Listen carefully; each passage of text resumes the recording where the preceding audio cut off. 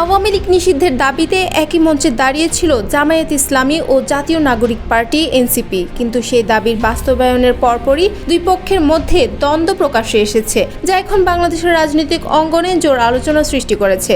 বিষয়টি সামনে আসে অন্তর্বর্তীকালীন সরকারের তথ্য উপদেষ্টা মাহফুজ আলমের একাধিক ফেসবুক স্ট্যাটাস ঘিরে।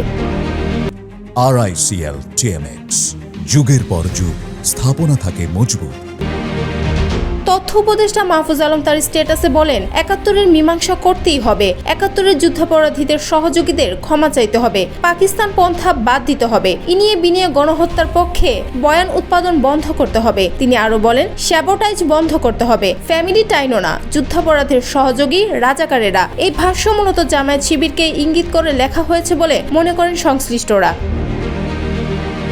তবে এই স্ট্যাটাস ঘিরে এনসিপি ও জামায়াতের মধ্যে রাজনৈতিক উত্তেজনা ছড়িয়ে পড়ে। জামায়াত ও ছাত্র শিবিরের নেতাকর্মীরা মাহফুজ আলমকে সরাসরি আক্রমণ করে সামাজিক যোগাযোগ মাধ্যমে পোস্ট দেন। শিবিরের কেন্দ্রীয় সেক্রেটারি নুরুল ইসলাম সাদ্দাম বলেন, হাসনাত আবদুল্লাহর প্রশংসা থামাতে ইচ্ছাকৃতভাবে বিতর্ক তৈরি করতে চেয়েছেন মাহফুজ। একই সঙ্গে তিনি শিবির নেতাকর্মীদের বিরুদ্ধে ওঠা অভিযোগে তদন্ত দাবি করেন। এনসিপি সদস্য সচিব আক্তার হোসেন বলেন, আমরা মুক্তিযুদ্ধের বিষয়ে স্পষ্ট অবস্থান চাই। ৭১-এ জামায়াতের ভূমিকা নিয়ে ধোঁয়াশা থাকা রাজনৈতিক শুদ্ধতার পথে বাধা।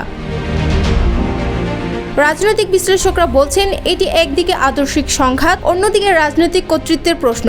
বিশ্লেষক মহিউদ্দিন আহমেদ বলেন, আওয়ামী লীগ নিষিদ্ধ আন্দোলনের কৃতিত্ব কে পাবে তা নিয়ে রশি টানাটানি থেকেই এই বিরোধ। মুক্তিযুদ্ধ ইস্যুতে অবস্থানগত তফাৎ এটিকে আরও তীব্র করেছে। এই আন্দোলন শুরু হয়েছিল এনসিপি নেতা হাসনাত আবদুল্লাহর নেতৃত্বে। প্রথমে কিছু ছাত্র সংগঠনের উপস্থিতি থাকলেও পরে যোগ দেয় জামায়াত শিবির ও হেফাজতের নেতাকর্মীরাও। আন্দোলনের সফলতা অর্থাৎ আওয়ামী লীগের নিষিদ্ধ ঘোষণার পর রাজনৈতিক মঞ্চে কে থাকছে প্রথম সারিতে, এ নিয়ে দ্বন্দ্ব তৈরি হয়েছে বলেও ধারণা করেছেন পর্যবেক্ষকরা। এনসিপির ফেসবুক স্ট্যাটাস, বিবৃতি ও তাদের মুখ্য নেতাদের বক্তব্যে পরিষ্কার, তারা নিজেদের মুক্তিযুদ্ধপন্থী মধ্যপন্থার দল হিসেবে চিহ্নিত করতে চাইছে।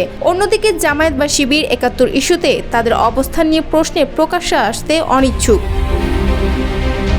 এ দ্বন্দ্ব বাস্তব কি কৌশল, সে প্রশ্ন এখনো সামনে রয়ে গেছে। কেউ বলছেন, আগামী নির্বাচনের আগে জামায়াতের সঙ্গে দূরত্ব তৈরি করতে এনসিপি নিজেদের ভিন্ন রাজনৈতিক শক্তি হিসেবে উপস্থাপন করতে চাইছে। আবার কেউ বলছেন, এটি তাৎক্ষণিক মনস্তাত্ত্বিক প্রতিক্রিয়া, যা হয়তো আবারও রাজনৈতিক সমঝোতায় মিশে যাবে।